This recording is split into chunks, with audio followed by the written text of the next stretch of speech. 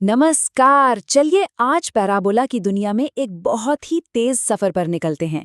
ये एक ऐसा रिवीजन है जो सब कुछ बस कुछ ही मिनटों में याद दिला देगा। तो तैयार हो जाइए। तो सवाल ये है कि क्या सच में हम 5 मिनट के अंदर पैराबोला के दिल तक पहुंच सकते हैं? समझिए कि ये एक रेस है और दांव पर लगी है हमारी एग्जाम की तैयारी। देखते हैं हम ये कर पाते हैं या नहीं। ठीक है, तो शुरुआत करते हैं पैराबोला की बिल्कुल बुनियाद से। जरा सोचिए, हवा में एक गेंद उछाली गई है। वो जिस रास्ते पर चलती है ना, वही तो है पैराबोला। अब गणित में इसे कैसे कहते हैं? ये एक ऐसे पॉइंट का रास्ता है जो एक फिक्स्ड पॉइंट, जिसे हम फोकस कहते हैं, और एक फिक्स्ड लाइन, जिसे डायरेक्ट्रिक्स कहते हैं, से हमेशा बिल्कुल बराबर दूरी पर रहता है ना मजेदार? तो बस इतना सा याद रखना है, फोकस और डायरेक्ट्रिक्स से बराबर दूरी। अब बात करते हैं उन 4 जादुई समीकरणों की जो पैराबोला की लगभग हर पहेली को सुलझा सकते हैं। ये हमारे हथियार हैं और इन्हें समझना मतलब आधी जंग जीत लेना। देखिए, ये टेबल एक खजाने की तरह है। बस समीकरण को देखिए और सब कुछ पता चल जाएगा। पैराबोला का मुंह किधर खुलेगा, दाईं तरफ, बाईं तरफ, ऊपर या नीचे, उसका दिल यानी फोकस कहाँ है और उसकी सीमा यानी डायरेक्ट्रिक्स कहाँ है। ये समझिए कि हमारी अपनी सीक्रेट चीट शीट है। एक आसान सी ट्रिक है। अगर y का स्क्वायर है तो पैराबोला लेटा हुआ होगा, और अगर x का स्क्वायर है तो वो खड़ा होगा। बस। चलिए अब मिलते हैं एक ऐसे सुपर हीरो से जो एग्जाम में हमारा सबसे कीमती यानी समय बचाएगा। ये एक ऐसी ट्रिक है जो हमें दूसरों से हमेशा एक कदम आगे रखेगी। सच कहूं तो ये एक असली गेम चेंजर है। किसी भी पॉइंट को x और y मतलब 2 अलग-अलग वेरिएबल्स में सोचने के बजाय हम सिर्फ एक ही वेरिएबल t से काम चलाते हैं।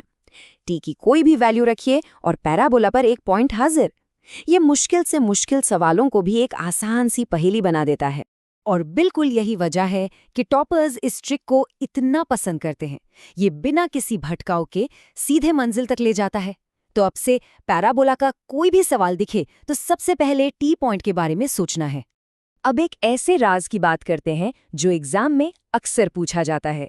इसे बहुत ध्यान से सुनिएगा, ये बहुत ही काम की चीज है। एक सवाल है, क्या कोई ऐसा एक नियम हो सकता है जो फोकल कॉर्ड यानी फोकस से गुजरने वाली कॉर्ड के सारे राज खोल दे? जरा सोचिए। ये है वो जादुई नंबर -1। यही वो चाबी है जो फोकल कॉर्ड के हर मुश्किल ताले को खोल देती है। तो राज ये है कि फोकल कॉर्ड के दोनों सिरों के पैरामीटर्स को जब भी गुणा करेंगे तो हमेशा -1 ही आएगा। मतलब अगर एक सिरा पता है तो दूसरा अपने आप मिल जाएगा। है ना कमाल की बात? ये छोटा सा फॉर्मूला बड़े बड़े सवाल चुटकियों में हल कर देता है। चलिए अब हम अपने रिवीजन के आखिरी पड़ाव पर आ गए हैं। यहाँ हम उन लाइन्स से मिलेंगे जो पैराबोला को बस छूकर निकल जाती हैं।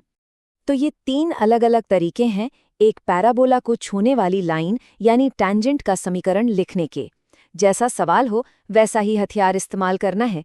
अगर पॉइंट दिया है तो पहला फॉर्मूला, अगर पैरामीटर t दिया है तो दूसरा, और अगर लाइन की ढलान यानी स्लोप पता है तो तीसरा फॉर्मूला हमारा काम आसान कर देगा। अच्छा, टैंजेंट और नॉर्मल में आखिर फर्क क्या है? सोचिए, एक पहिया घूम रहा है। टैंजेंट वो सीधी सड़क है जो पहिए को सिर्फ एक जगह पर छूती है, और नॉर्मल वो लाइन है जो उसी छूने वाले पॉइंट पर पहिए के साथ 90 डिग्री का एंगल बनाती है, बिल्कुल पहिए की तीली की तरह। हाँ, ये थोड़ा सा मुश्किल लग सकता है, लेकिन अगर इसे याद कर लिया तो यकीन मानिए मुश्किल सवाल भी बहुत आसानी से हल हो जाएंगे। ये हमें भीड़ से अलग करेगा। तो पैराबोला की कहानी में टैंजेंट और नॉर्मल बहुत जरूरी किरदार हैं। वाह, हमने काफी कुछ सीख लिया। अब जल्दी से एक नजर डालते हैं कि इस सफर में हमने क्या क्या जरूरी बातें जानी।